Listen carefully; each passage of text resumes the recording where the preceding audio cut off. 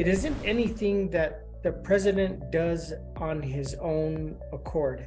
He just doesn't like pick a place and say, I'm going to make a national monument out of this.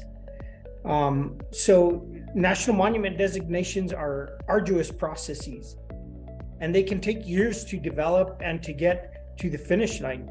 Many designations of national monuments start off as something other than national monuments. A coalition is formed, and a coalition is it's made up of people and organizations, and you have these public meetings, and one of the best things about these public meetings is that people and organizations, special interests, everybody gets a voice in how these monuments are going to be managed.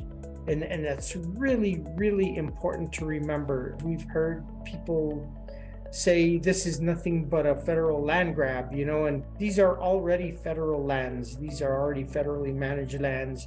We're just trying to protect them permanently from the extraction industries, but in the same process, we are able to ensure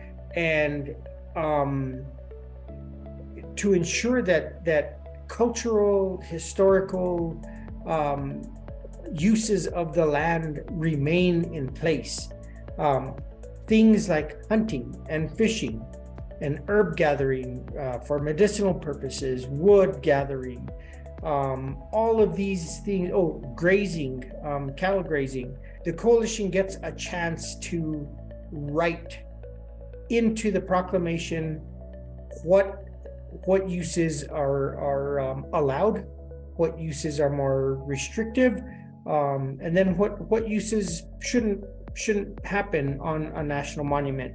It's probably one of the most democratic land protection methods that I've ever seen. In many places that are being looked at for monument designation, the tribal communities are coming together, and they want to co-manage. They want a say in how these places are run, and rightly so. They should have a say. There's a lot of sacred places, religious sites on these monuments.